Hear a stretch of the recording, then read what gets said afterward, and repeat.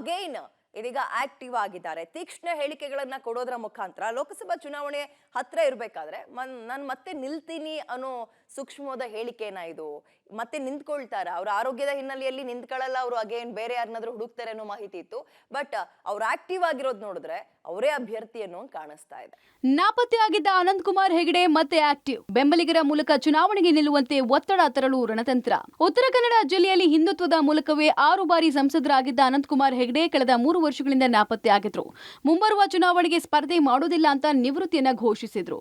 ಇದಲ್ಲದೆ ಕಳೆದ ವಿಧಾನಸಭಾ ಚುನಾವಣೆಯಲ್ಲಿ ಪಕ್ಷದ ಅಭ್ಯರ್ಥಿ ಪರ ಪ್ರಚಾರ ಕೂಡ ಮಾಡದೆ ಅಂಕೋಲಾದಲ್ಲಿ ಜರುಗಿದ್ದ ಮೋದಿ ಕಾರ್ಯಕ್ರಮಕ್ಕೂ ಗೈರಾಗಿದ್ರು. ಹೀಗಾಗಿ ಜಿಲ್ಲೆಯಲ್ಲಿ ಬಿಜೆಪಿಯಿಂದ ಮಾಜಿ ಸ್ಪೀಕರ್ ವಿಶ್ವೇಶ್ವರ ಹೆಗಡೆ ಕಾಗೇರಿ, ಮಾಜಿ ಶಾಸಕ ಸುನಿಲ್ ಹೆಗಡೆ ತಮಗೆ ಲೋಕಸಭೆ ಟಿಕೆಟ್ ಕೊಡಬೇಕು ಅಂತ ಕೇಂದ್ರ ನಾಯಕರನ್ನು ಒತ್ತಾಯಿಸಿದ್ರು. ಸಾಂಪ್ರದಾಯಿಕ ಶತ್ರು ವಿಶ್ವೇಶ್ವರ ಹೆಗಡೆ ಕಾಗೇರಿ ಕ್ಷೇತ್ರದಲ್ಲಿ ಓಡಾಡೋಕೆ ಪ್ರಾರಂಭಿಸಿದ್ದೇ ತಡ 3 ವರ್ಷದಿಂದ ಕಾಣೆಯಾಗಿದ್ದ ಸಂಸದ ಅನಂತಕುಮಾರ್ ಹೆಗಡೆ ಕ್ಷೇತ್ರದಲ್ಲಿ ಕಾಣಿಸಿಕೊಳ್ಳೋಕೆ ಪ್ರಾರಂಭಿಸಿದ್ದಾರೆ. ಒಂದು ವೇಳೆ ಅನಂತಕುಮಾರ್ ಹೆಗಡೆ ಸಾಹೇಬರು ನಿಲ್ಲದೇ ಇರುವಂಥ ಪಕ್ಷದಲ್ಲಿ ನಾನು ಸಹ ಒಂದು ಸ್ಟ್ರಾಂಗ್ ಆದಂಥ ಆಕಾಂಕ್ಷಿ. ಯಾಕಂತ ಹೇಳಿದರೆ ಭಾಳ ವರ್ಷದಿಂದ, ಯಾವಾಗಿಂದ ನಮ್ಮ ಸ್ವಾತಂತ್ರ್ಯ ಸಿಕ್ಕಿದೆ ಅಂದರೂ ಅಡ್ಡಿಲ್ಲ, ಅಲ್ಲಿಂದ ನಮ್ಮ ಹಳಿಯಾಳ, ದಾಂಡೇಲಿ, ಜೋರ್ಡಾ, ಮುಂಡಗೋಡು, ಕಿತ್ತೂರು, ಖಾನಾಪುರ ಈ ಭಾಗಕ್ಕೆ MP ಸೀಟ್ ಸಿಗಲಿಲ್ಲ. ಈ ಭಾಗದವರಿಗೂ ಮುಂದಿನ ದಿನ ಭಾರತದ ಅಭಿವೃದ್ಧಿಯಲ್ಲಿ ಪಾಲ್ಗೊಳ್ಳುವಂಥ ಅವಕಾಶ ಆಗಬೇಕಾದ್ರೆ ಆ ಭಾಗಕ್ಕೂ ಕೊಡಬೇಕು ಅಂತ ನಂದು ಒಂದು ಇದು ಆಗ್ರಹ ಇದೆ. ವಿಧಾನಸಭೆ ಚುನಾವಣೆಯಲ್ಲಿ ಅಭ್ಯರ್ಥಿಗಳ ಸೋಲಿಗೆ ಕಾರಣ ಆಗಿದ್ದರಿಂದ ಅನಂತಕುಮಾರ್ ಹೆಗಡೆ ವಿರುದ್ಧ ಅಸಮಾಧಾನ ಮೂಡಿತ್ತು.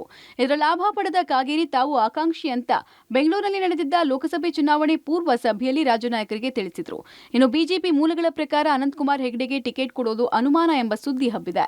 ಹೀಗಾಗಿ ತಮ್ಮ ಅಭಿಮಾನಿಗಳ ಮೂಲಕ ಒತ್ತಡ ತರುವ ಜೊತೆಗೆ ಕೇಂದ್ರ ರಾಜ್ಯದ ವರಿಷ್ಠರನ್ನ ಭೇಟಿಯಾಗಿ ಟಿಕೆಟ್ಗೆ ಲಾಬಿಗೆ ಇಳಿದ್ರೆ ಕ್ಷೇತ್ರದಲ್ಲಿ ಮತ್ತೆ ಹಿಂದಿನ ರೀತಿಯಲ್ಲಿ ವಿವಾದದ ಹೇಳಿಕೆಯನ್ನ ಕೊಡೋ ಮೂಲಕ ಜನರ ಭಾವನೆಗಳೊಂದಿಗೆ ಹಿಂದುತ್ವದ ಕಿಡಿ ಹೊತ್ತಿಸುವ ಮೂಲಕ ಮತದಾರರನ್ನ ಸೆಳೆಯೋದಕ್ಕೆ ಮುಂದಾಗಿದ್ದಾರೆ.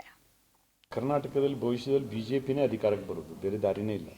ಈ ದಿವಾಳಿಕೋರ ಸರ್ಕಾರ ಇರ್ಲಿಕ್ಕೆ ಸಾಧ್ಯವೇ ಇಲ್ಲ. ಮತ್ತೆ ಇದೇ ಮುಂದುವರೆದ್ರೆ ಕರ್ನಾಟಕಕ್ಕೆ ನೆಮ್ಮದಿ ಕೂಡ ಇಲ್ಲ. ಲೋಕಸಭೆ ಟಿಕೆಟ್ಗಾಗಿ ಮಾಜಿ ಸ್ಪೀಕರ್ ಲಾಬಿ ನಡೆಸಿದ್ರೆ ಇತ್ತ ಎಲ್ಲಿ ಟಿಕೆಟ್ ಕೈತಪ್ಪುತ್ತೋ ಅನ್ನೋ ಭಯದಲ್ಲಿ ತಮ್ಮ ಹಳೆ ಚಾಳಿಯ ವಿವಾದಿತ ಹೇಳಿಕೆ ನೀಡಿ ತಮ್ಮ ಅಸ್ತಿತ್ವ ಉಳಿಸಿಕೊಳ್ಳುವ ಪ್ರಯತ್ನದಲ್ಲಿ ಸಂಸದ ಅನಂತಕುಮಾರ್ ಹೆಗಡೆ ತಲ್ಲೀನರಾಗಿದ್ದಾರೆ.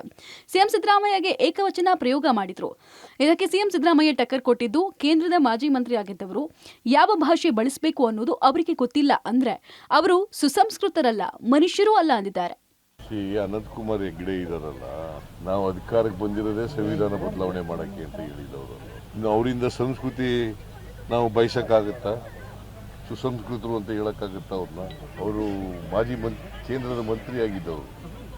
ಅವರು ಯಾವ ಭಾಷೆ ಬಳಸಬೇಕು ಅಂತಕ್ಕಂಥದ್ದು ಅವ್ರಿಗೆ ಗೊತ್ತಿಲ್ಲ ಅಂತಂದರೆ ಅವರು ಸುಸಂಸ್ಕೃತರಲ್ಲ, ಮನುಷ್ಯರಲ್ಲ, ಅಮಾನವೀಯವಾದಂಥವರು.